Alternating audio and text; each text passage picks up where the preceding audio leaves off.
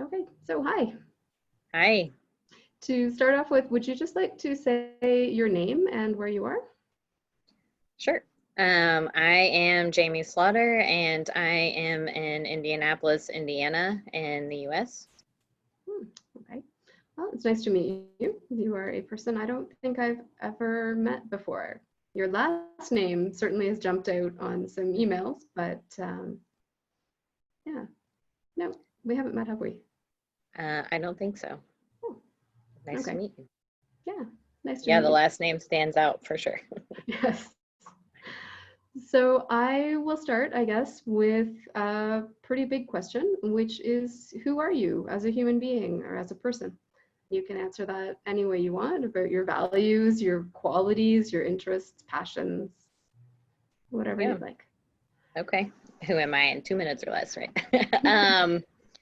So I think maybe I could start with what is important to me. I think in life, like deep meaning, deep meaningful connections are important to me. Um, I think kind of like a continuous learning, like there's always more to learn, continuous learning and evolvement. Um, Definitely adventure. I'm pretty adventurous and like to explore and kind of see things for myself. I would say I'm really curious. Um, and definitely can be serious, but also very playful. Something that I get a lot from people is I know one of my friends said, "You taught me how to laugh at myself," and I think I laugh at myself a lot, and just like to have fun. Okay, those are very useful skills. Yeah. A lot of laughing required. Yeah, usually in my own experience, it usually comes from a bit of trauma and coping mechanisms, but maybe that's just me. Yeah, maybe there's a little bit of that. I mean, yeah. Yeah. Okay, so another question would be if you identify or if anything comes to mind in terms of an event or a circumstance in life that you would say has really defined or influenced who you are. Yeah, so I think there's so many of those that it would be hard to kind of narrow down, but I could definitely give some highlights that come to mind. I think, of course, our family situation. So, my family situation, my role in that, my observation of things that were going on definitely played a large part. I think there's so many things I could say about that experience. One thing that I would say is that my parents both really instilled in me to be kind to everyone. It was kind of, um, no matter who the person is, just be kind. And even maybe more than that, if you see someone that's like a new student or someone being picked on or someone that's upset, to kind of extend, you know, presence or offer comfort or friendship or something. So I think my parents are both the kind of people that would give the shirt off their back for somebody else. And that was definitely something that was really impactful. I think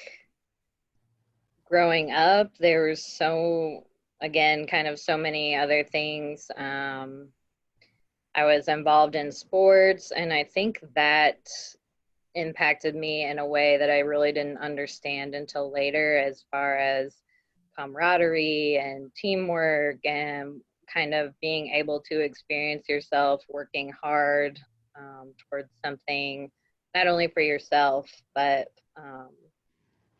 for your team and with other people. Um, and pushing your body and what that can do for your mood. I think also I've had teachers and mentors that were extremely inspiring. I know I had a high school teacher who really just inspired my love of learning. I couldn't wait to hear what she had to say about topics. Um, and she also would kind of, not like she was our friend in an inappropriate way, but if we would go to her class during break or something, she would talk to us about just whatever we wanted. Or so there's that. And then when I went to undergrad, I ended up studying in London when I was 19 or yeah, 19. And so that was definitely an eye-opening experience. I think that kind of ignited this further curiosity about other cultures and how other people live, and kind of there's this whole big world out there, and really wanted to continue traveling after that. um, I lived in Seattle for about 10 years, and that's definitely, so having the experience of, it's a whole different culture from living and growing up in Indianapolis. So kind of having the experience of two places kind of feeling like home.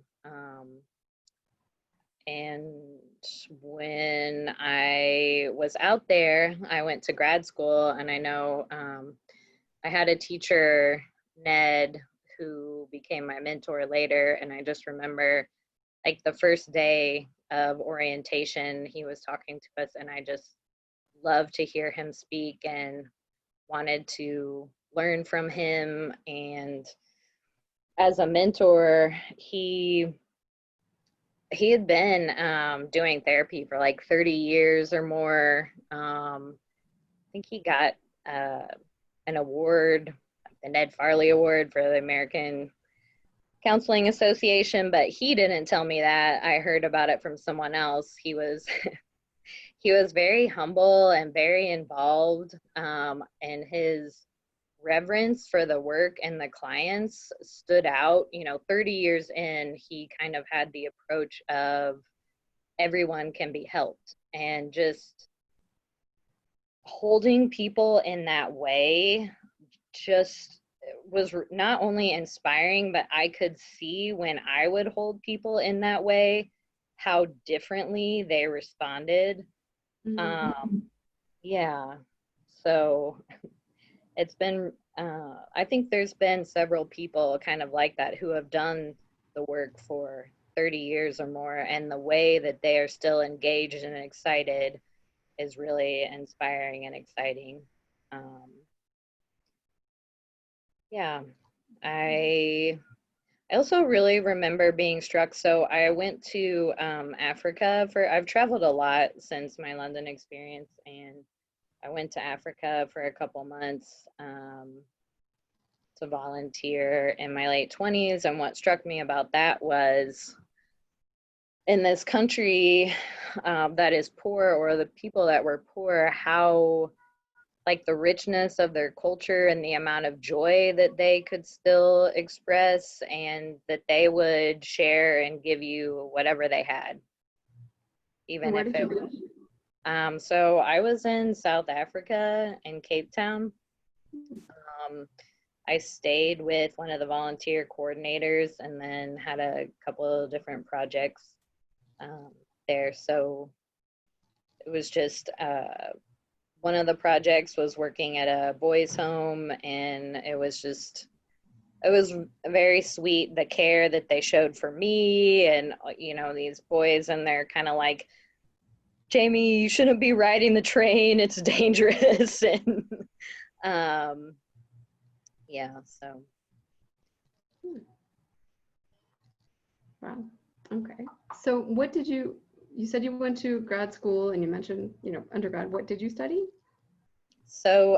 in undergrad, I studied psychology and international business. And then grad school, I have my master's in just clinical psychology with a specialization in couple and family therapy.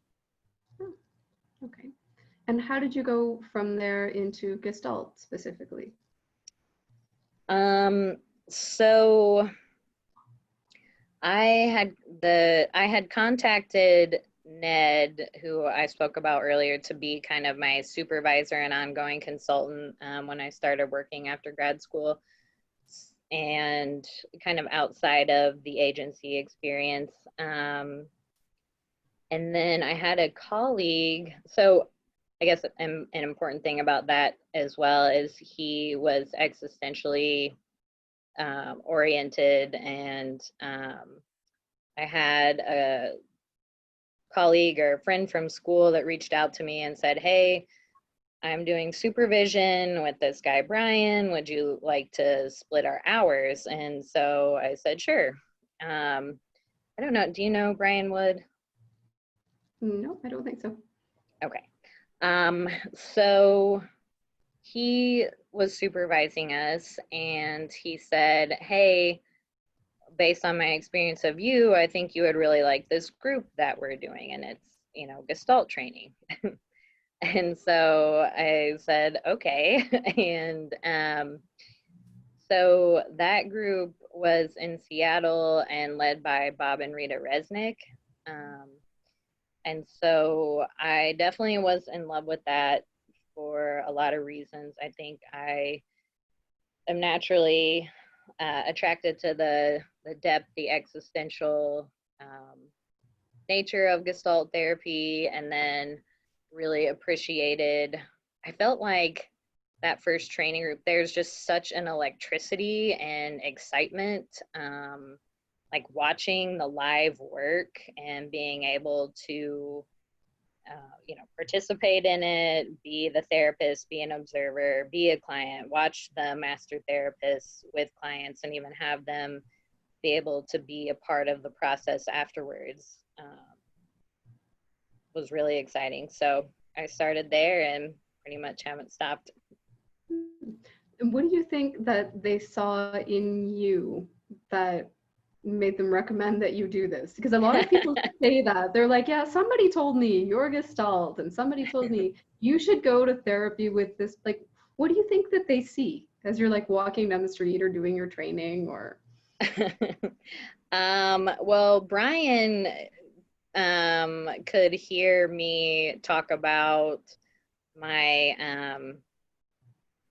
my views, or I guess affinity for the existential work. And I think it's not, a big leap to go from that. I've even heard, or when I was first starting, that Gestalt is the technical application of existential, and so I don't know if that's exactly true, but I think it was really that, how just attracted to the depth of the work, and also I think really honoring the individual experience, and that Gestalt accounts for kind of everything that is. It's not pigeonholing a person into what we think it should be or what is correct or healthy, but really examining the person and their context and helping them be clear about what is, and honoring how they got there and how that has helped them up to a point. I think that definitely naturally fits with me, how I've been my most of my life, and just really honoring the person, and instead of trying to make them into what I think they should be, really get to know them for who they are and how they came to be. Okay. Is there a particular aspect of Gestalt that you either, study, work with, or are in love with? Like, what is the thing that's most attractive for you in there? Um, I think a lot of what is most attractive is kind of what I was saying about honoring the individual. Um, However, that I also would say the here and now piece, I think really creates a lot of depth and richness that's missing with the talking about.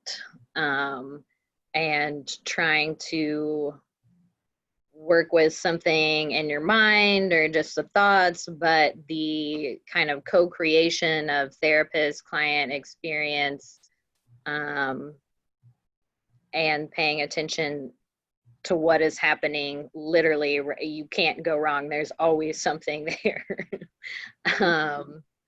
So I think that's, and just the depth of it, really, I think it's exciting and kind of like, I don't know, I keep saying electric, but there's just so much more excitement in the authenticity and the here and now, I think, than some other approaches.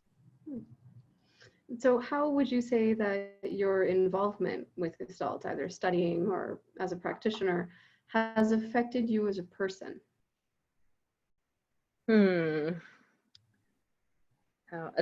I think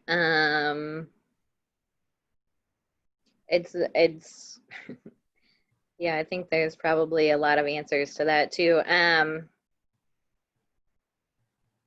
So I think the first thing that came to mind was I've met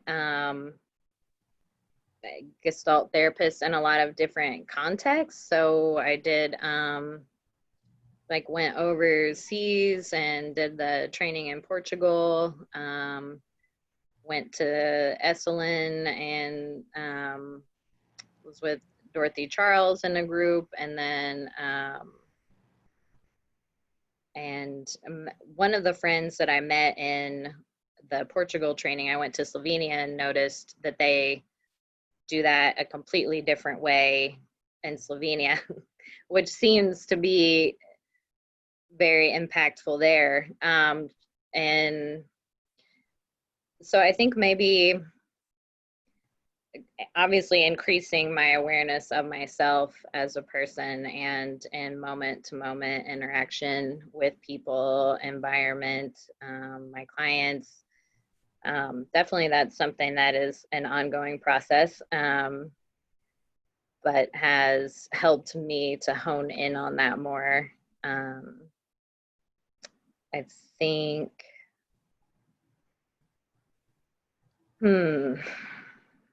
how else has it impacted me as a person? I think it's just really enriched and given me a direction for a piece of that curiosity and the continuous learning. Like it feels like I have this, maybe part of me describing the different experiences, like I feel like I have this kind of global community to continue to like expand, and I kind of like, you know, you guys are doing this project to get to know people better, and I think that's something that really excites and intrigues me as well. So I think it really kind of fills a piece of that for me. Okay. This is a bit more of a personal question, and it may or may not be related to Gestalt. I think if we spend enough time sort of studying and working in a particular way, it's kind of hard to separate. But the question comes back to the idea of gender and identity and how you experience yourself as a woman or in your gender, I'm not sure. And if Gestalt has had anything to do with that understanding of yourself. Yeah. So I'm having two thoughts. One was, I think I had a trailing thought about the other thing, but now I'm pulled to this. So how I experience myself as a woman, I really, I think, have enjoyed being a woman. I think I've also recognized that there's kind of feminine and masculine in everyone, and at least I identify that there's feminine and masculine parts in me, and I really enjoy both, I guess. I identify as a female and use, you know, he, she, or he, she, no, use she, her. I use she pronouns. I definitely identify as fully female.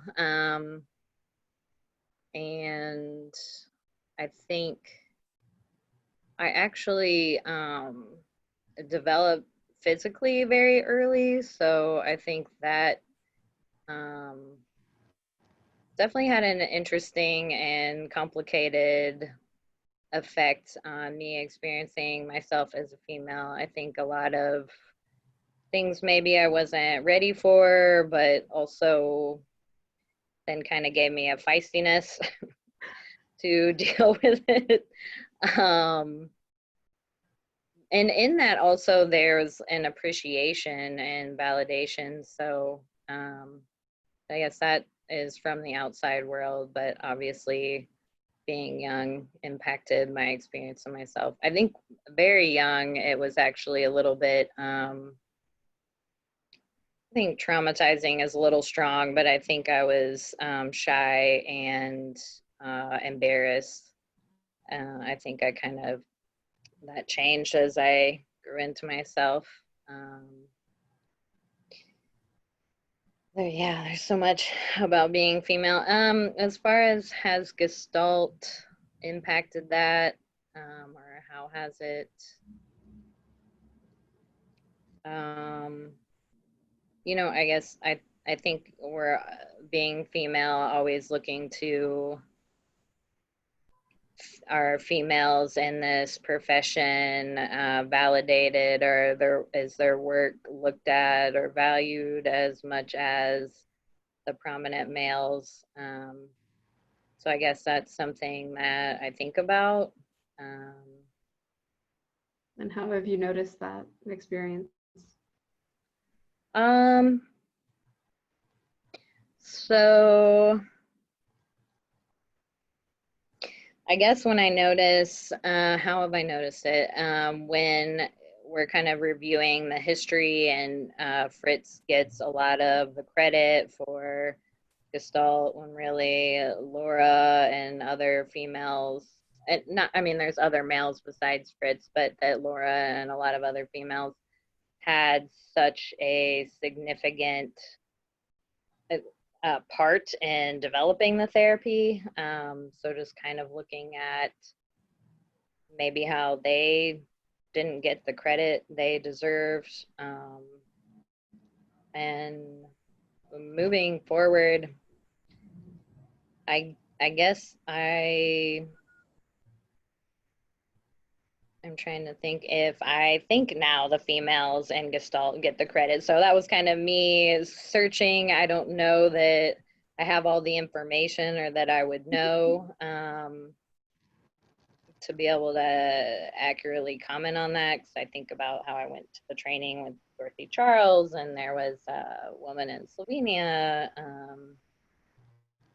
So I guess maybe that's Yeah, I mean, undecided. I ask, and it's not necessarily like a prominent figure for everyone, but some people, they're like, oh, I bring feminist theory into all of my work, and people see things through different lenses. So I really don't know what would be the most relevant categories for you. So Yeah, maybe I'm not quite sure yet either.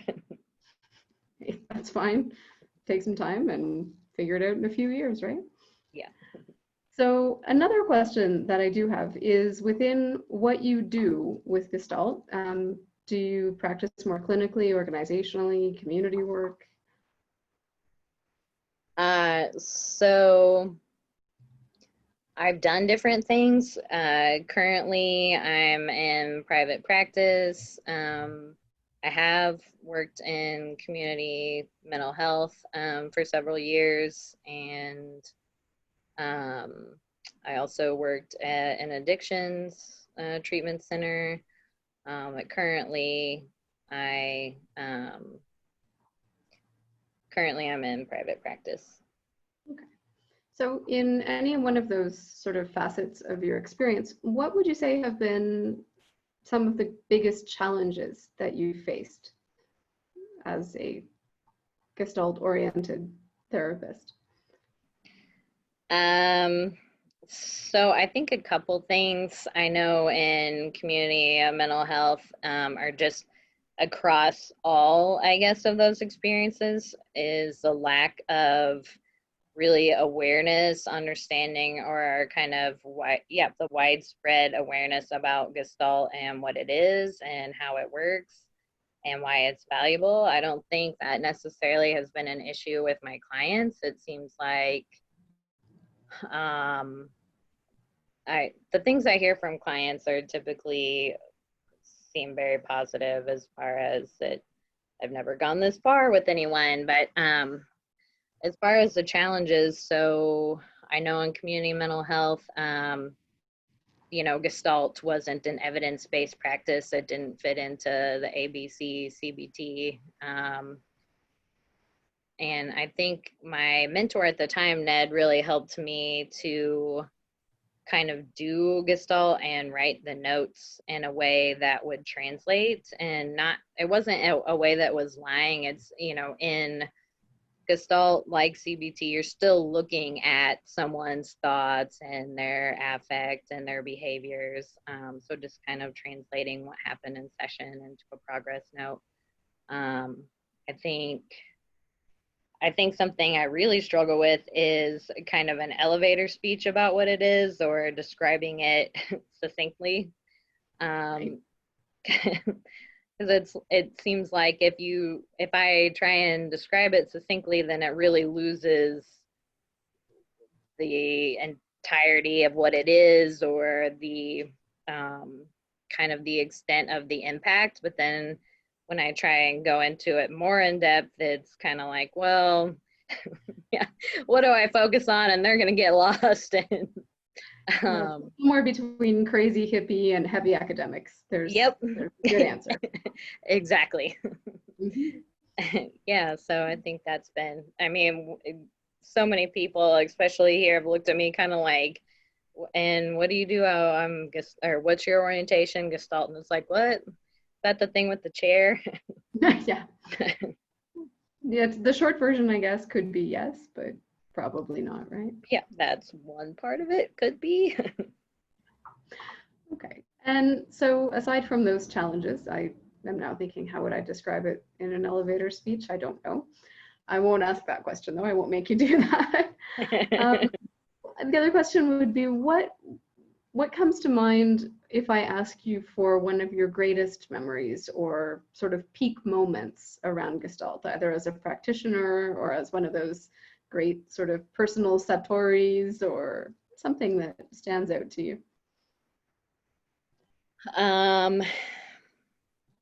I think, so when it comes to clients, I think the best experiences are when you hear things from clients like, I've never gone this far before. I frequently hear the two comments maybe 2 to 3 comments I hear the most are, I've never gone this deep. I've never had therapy like this. And then usually a comment about feeling safe. And I think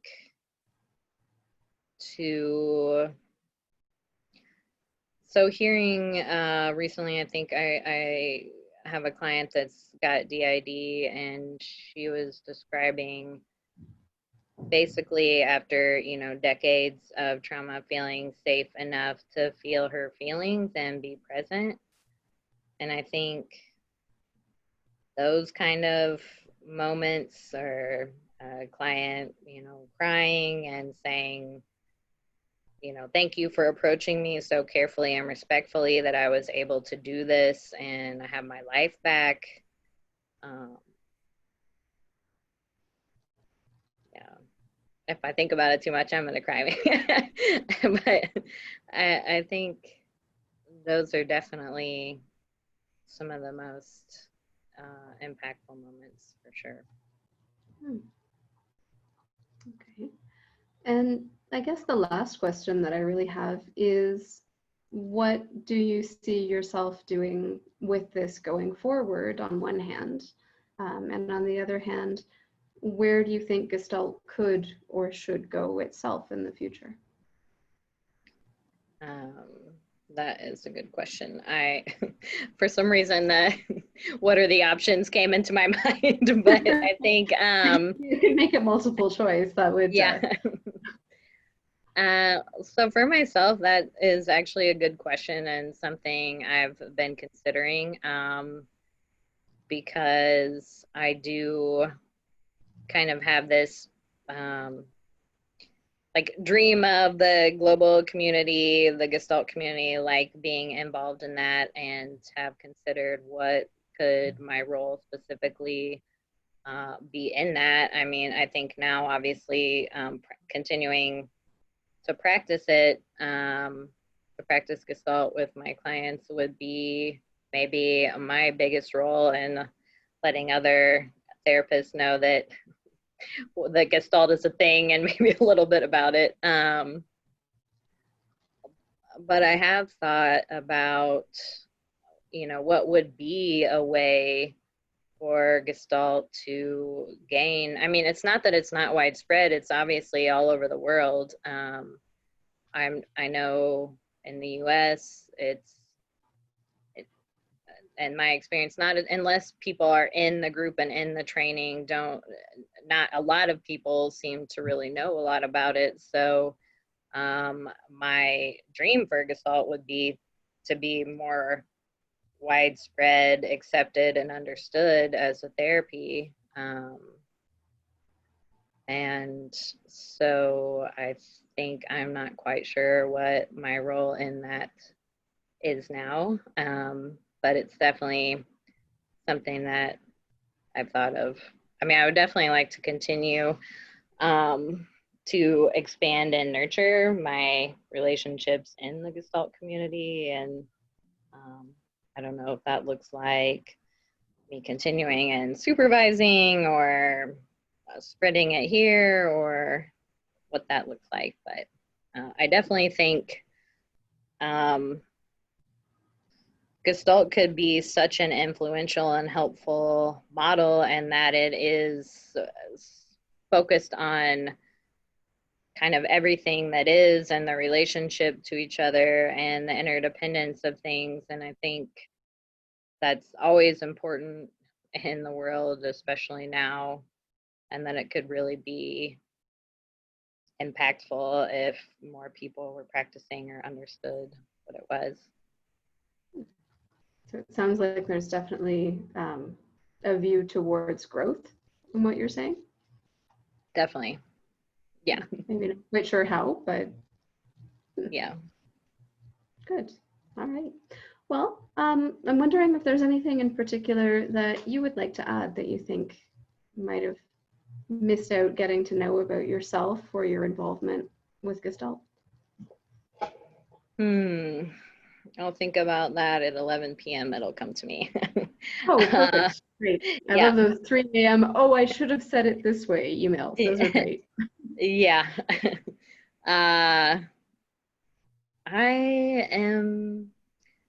I'm not sure that I'm sure I'll watch the video and think, oh, I should have added this, or said this way. But I think at this particular moment, I'm not sure that anything is necessarily coming to mind. Okay. Well, if it comes back, we're talking about doing some dialogue series later on, having some, picking up those thoughts that came later. So you're welcome to join us in that as the project develops. But for now, I guess we'll leave it there. Thank you very much for meeting. It was very nice to meet you. I appreciate your time. Thank you very much for having me. Nice to meet you.